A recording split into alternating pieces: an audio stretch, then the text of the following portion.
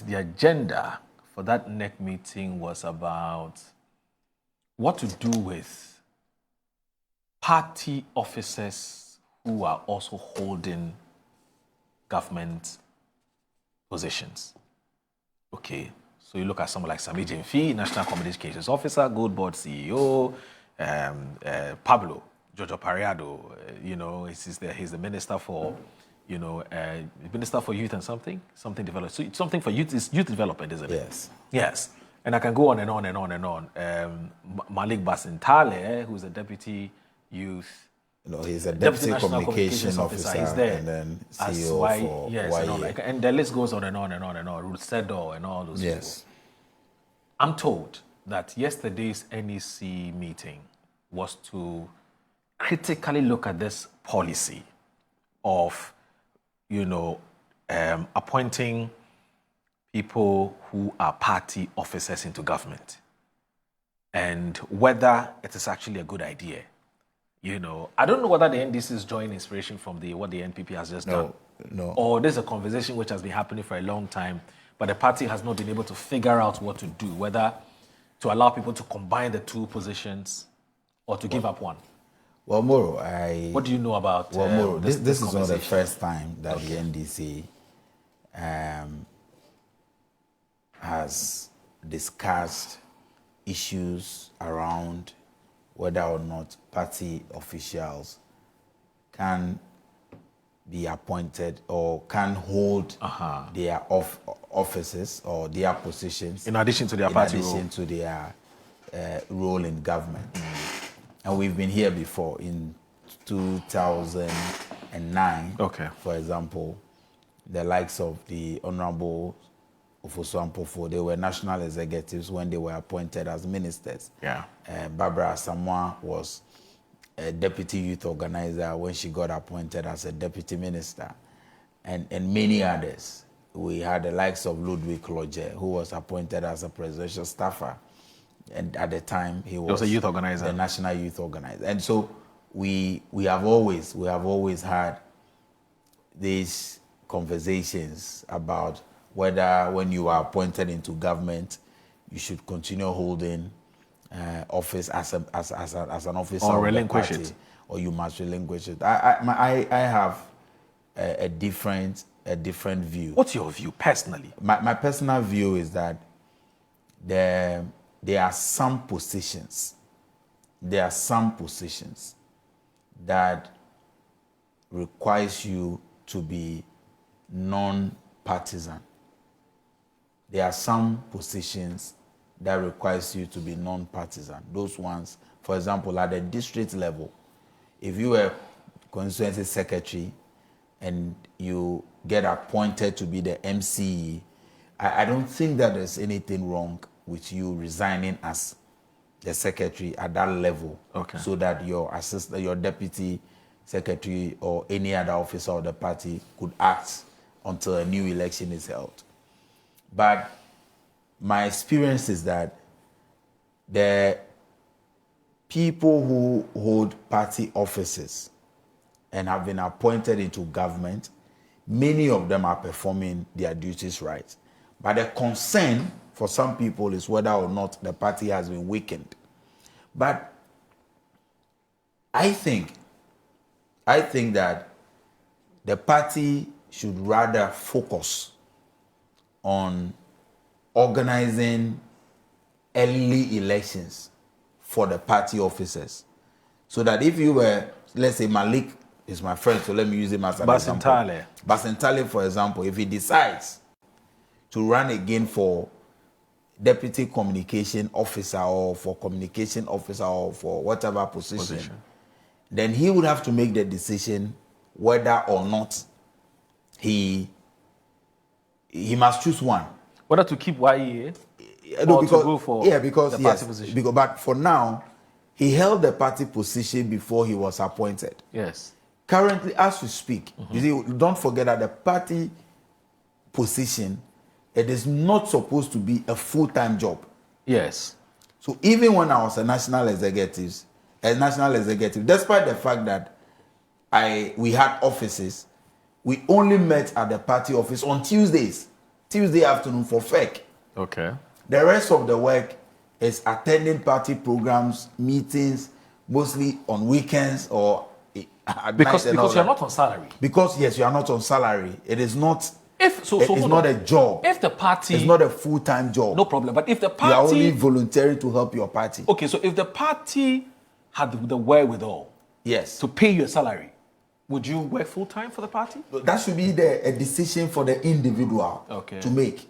So the person should be able to choose between working as a party officer or as a government official. Right. So I think that currently we don't seem to have a challenge because despite appointing almost all the officers into various positions, I think that the NDC as a party is still running effectively. That is my view. I think the party is running effectively. Yes, we may have concerns because when you are preparing for elections, the conversation is different.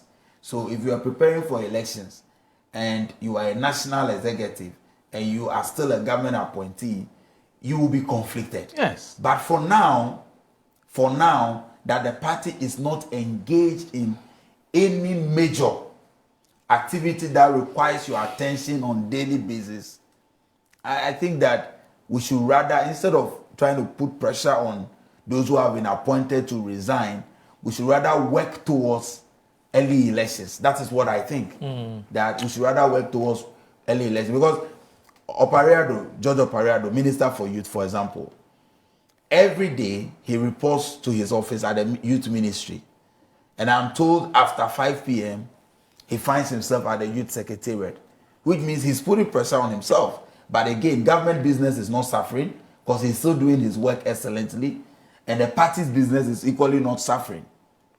You understand?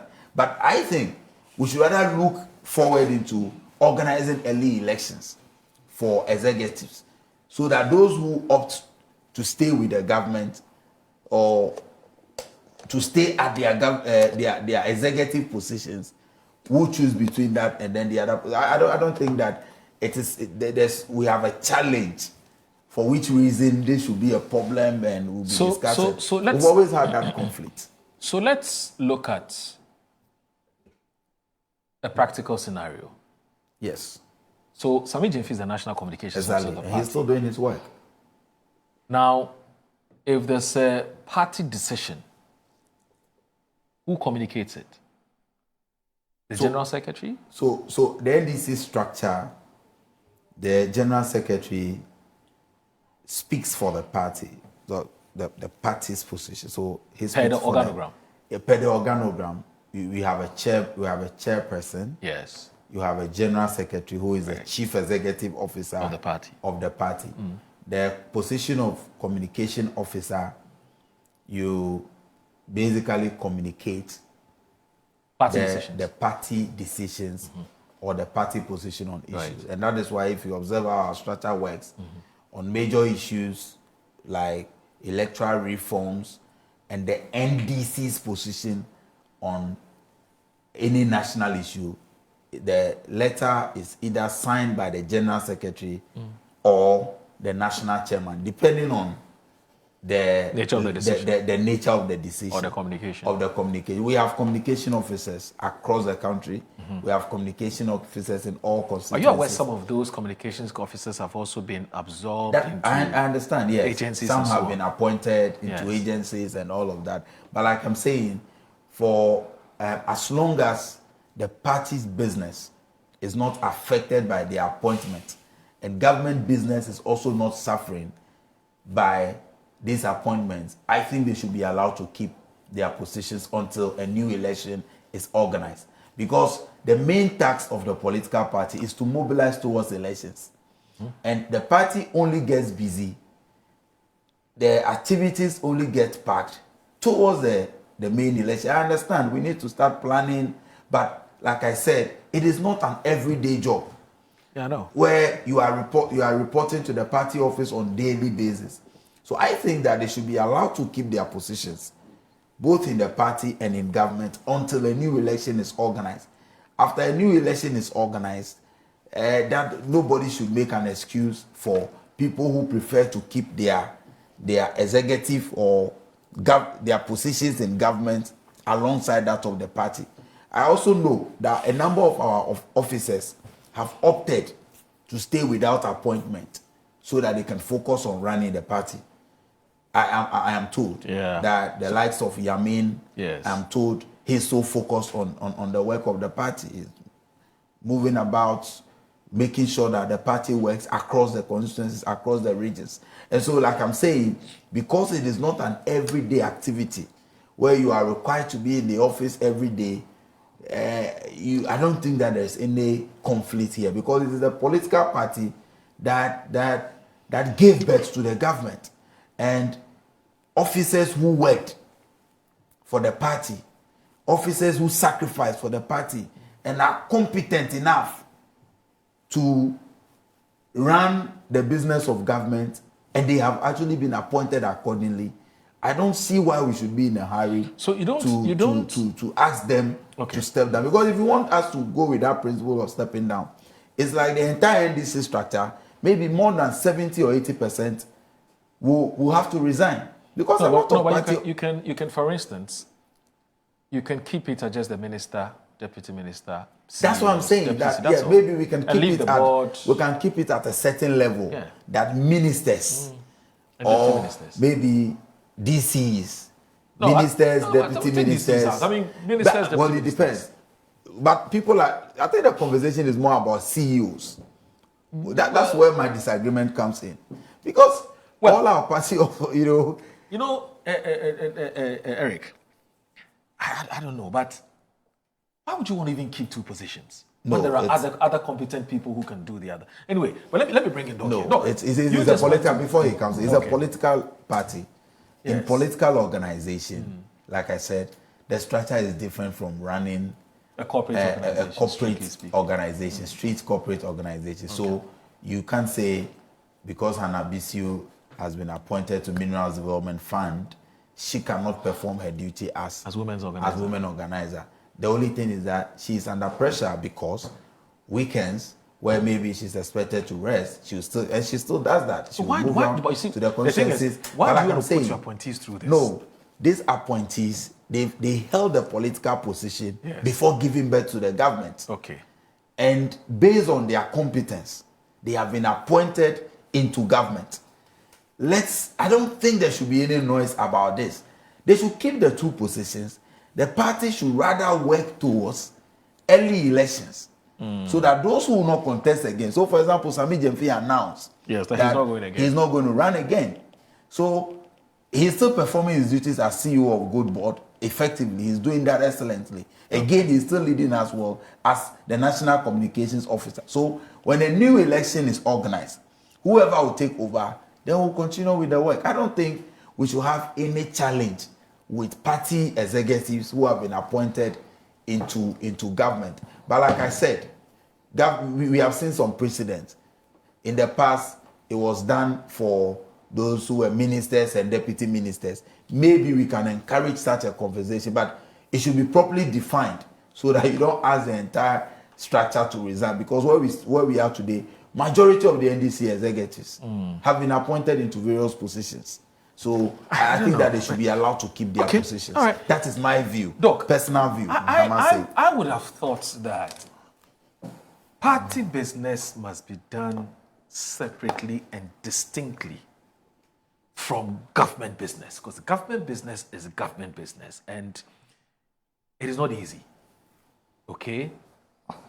So that you don't have a situation where you are not sure where exactly your allegiances lie. Are you serving party or you're serving Ghanaians, as saying? You know what I mean?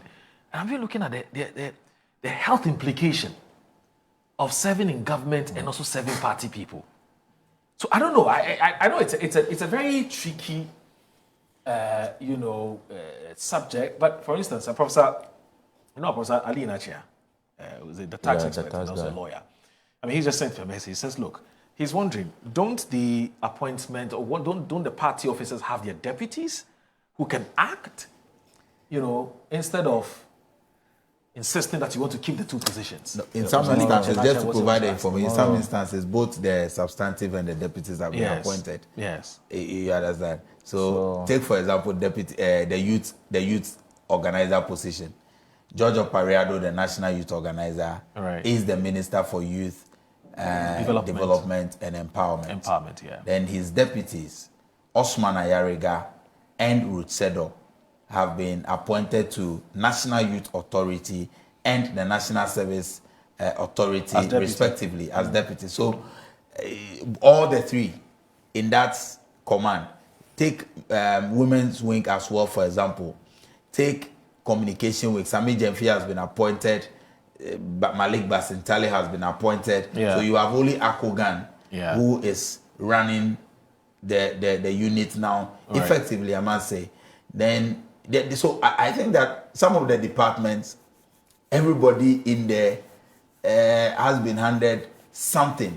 I think they should be allowed to keep their positions. Their focus is on the national development, is on the national assignment given them, because the party does not really have any urgent business now. When we are done with our internal reorganization and elections, Okay. then new people can take over. So your and then party's they can focus. constitution must be very